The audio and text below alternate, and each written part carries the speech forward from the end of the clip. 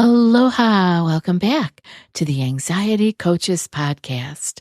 I'm your host and coach, Gina Ryan, and I'm so happy to be with you again today as we consider the many ways to bring your mind and body back to its natural peace and calm.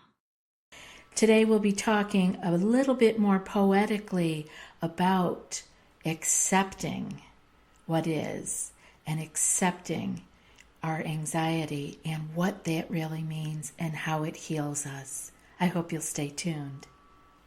So today we're talking a little poetry. We're going to be talking about a poem that is called The Guest House by Rumi. And this is often talked about in many different ways. Obviously, poems are like that. Poetry is like that.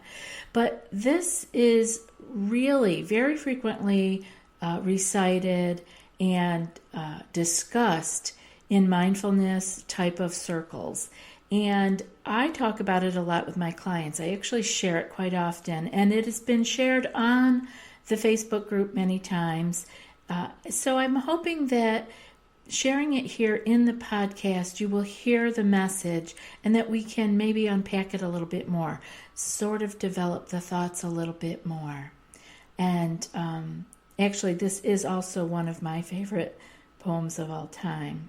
So let me just read it to you and then we'll go through it piece by piece. The Guest House. This being human is a guest house. Every morning a new arrival, a joy, a depression, a meanness, some momentary awareness comes as an unexpected visitor.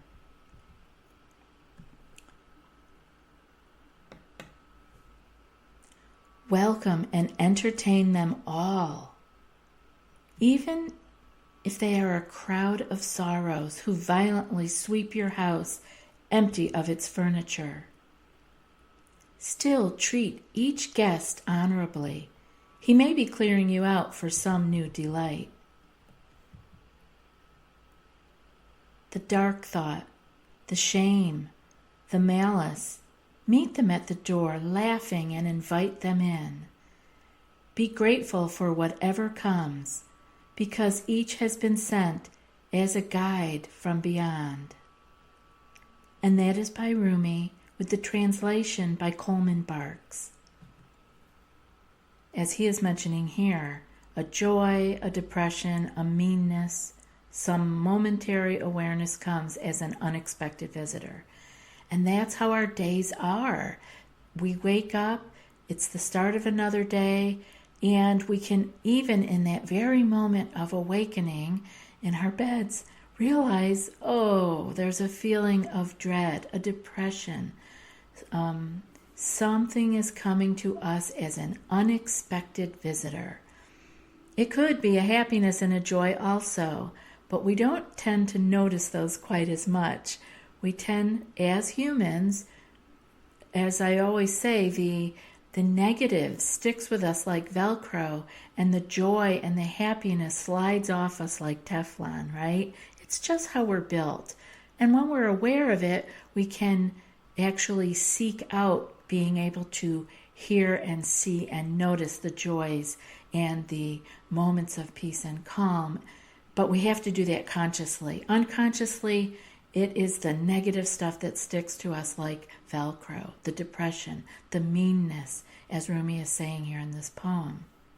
And he says a momentary awareness comes as an unexpected visitor. Yes, it is. We wake up and we haven't even done anything yet, and we're already feeling some angst. There is something about the day and our inner turmoil.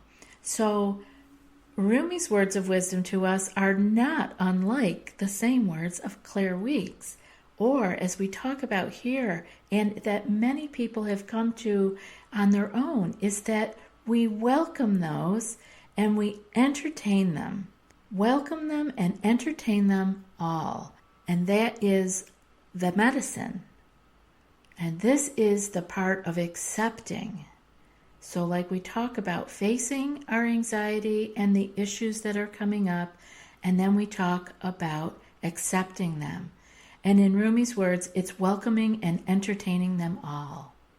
It sounds difficult, but it really becomes just a part of your awareness, of your mindfulness practice to be able to do this, to welcome them all. Because how is it that we can even do this? We can do this because we are not our thoughts. We are not these feelings that are showing up on our doorstep as a joy, a depression, a meanness that is coming as an unexpected visitor. That is not who we are. They are simply feelings, thoughts that are arriving as guests, and we welcome and entertain them all. And Rumi goes on to say, even if they are a crowd of sorrows who violently sweep your house empty of its furniture, still treat each guest honorably. He may be clearing you out for some new delight. Okay, so how do we treat these thoughts honorably? This is the medicine. This is where change happens, is in taking those thoughts that are coming up, those feelings, the dread, as he puts here, the depression or meanness. And for us, it could be the anxious feeling of the whole day, general anxiety feelings, even physical pains. We can welcome them and entertain them all. And I love this piece because I know from personal experience of my own healing and my own life of going through those anxious periods, and from my clients, that these anxious thoughts, these guests, as Rumi puts it, they want attention. So we welcome them and we entertain them all. We entertain them by noticing them and acknowledging that they are there, not by trying to turn away from them. That's where we get into trouble with anxiety, is turning away from it and wanting to push it away, run from it, fix it, make it change right now in the moment. No, we must relax into it. And people always say to me, relax into it, or what's another term I use sometimes? Leaning into it. Leaning into it. What does that mean? It means exactly what Rumi is talking about here. It means welcoming and entertaining them all. Acknowledge what is here right in front of us, because it is here. So we welcome it. It's there. We deal with it. And we deal with it by acknowledging it and being what I like to call neutral with it. And so it would be like a guest coming that we don't know of. We don't have great love for them or great fear of them. When we first meet, we are non-judgmental. We are just neutral. And by meeting our anxiety in that place of neutrality, we take the power away from it sending the signal to our mind body that there is danger. By meeting this guest at the door, it's neutral.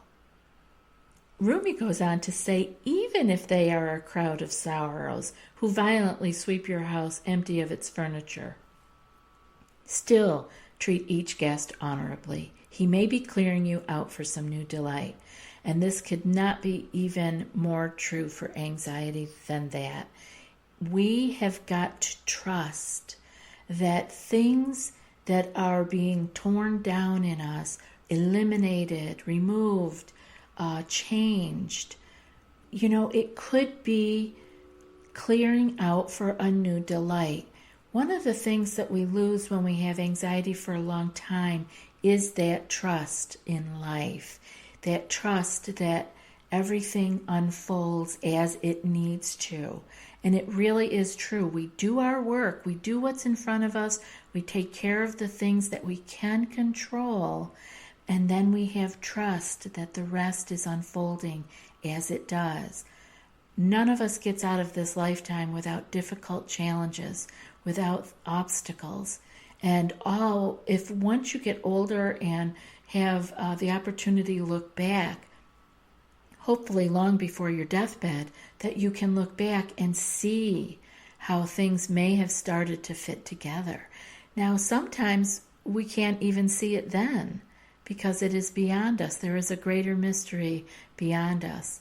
So, but I can see, and I am not ancient, I can already see many of the things that I thought were huge challenges were actually part of my life being torn down for another part to be rebuilt. Now, this happens in our physical life too, so let's just look at it for a moment from the point of view of our bones. You know, our bones don't just take up the new minerals and keep building new bone. No, much of our bone, just as much, is torn down. You know, we have osteoclasts and osteoblasts, and things are broken down and rebuilt. And that is how life is. We cannot keep getting only rebuilding up. Things must be torn down. We must empty the cup before it can be filled yet again. So take the opportunity when anxiety throws itself at your doorstep. Take the opportunity to invite it in. This is what we're talking about when we say accept it. Invite it in neutrally. Let it be there. Acknowledge it. And let's see what might be coming in the future. This is a way to send positive message to your mind body that there is not danger. It's okay, by just having a neutral feeling around the anxious moments, the anxious feelings. And the poem goes on to say, the dark thought, the shame, the malice, meet them at the door laughing and invite them in. Again, inviting them in, being neutral, and laughing, meaning that you're not in fear, that you're not nervous about it, you're not fighting this person, you're not meeting them at the door with your arms crossed in front of you, holding back. You're laughing, being in your own joy. Be who you are and let the anxiety come. The more you let it come and you invite it in and you get your body, mind to understand that this is not danger, the less it shows up at your door.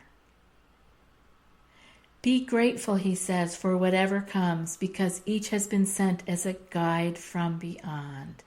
And again, this is where we trust life. This is where we have a feeling of something greater than ourselves that we can trust, that there is more beyond just our own little mind-body element that's moving around on the earth. I hope this has been helpful. I have found poetry very helpful in my healing. Not that I'm a scholar with poetry or that I am even extremely well read with poetry. I found what worked for me. Don't put any pressure on yourself. Bump around on the internet and find, mindfulness poetry or things that are going to help you in your journey. Okay, so that link for you for the Rumi poem translated by Coleman Barks will be in the show notes, and I hope that you will go back and read it again and enjoy what poetry has to offer us, which is bypassing some of our intellectual processing of it and dropping right down into the emotional heart and letting things rest there. I just gave you my thoughts on this poem around anxiety. There's a lot in there that could be speaking to you for other places in your life. So please explore it. Not only this poem, but I hope that you will explore some other poetry to help you along with your healing. It certainly has been a big bonus for many people that I have worked with. It wouldn't be complete if I didn't leave you another Rumi quote. So here we go. Rumi says, "Let yourself be silently drawn by the strange pull of what you really love. It will not lead you astray." I'll be back in a few more days with another podcast. Until then, be well and aloha.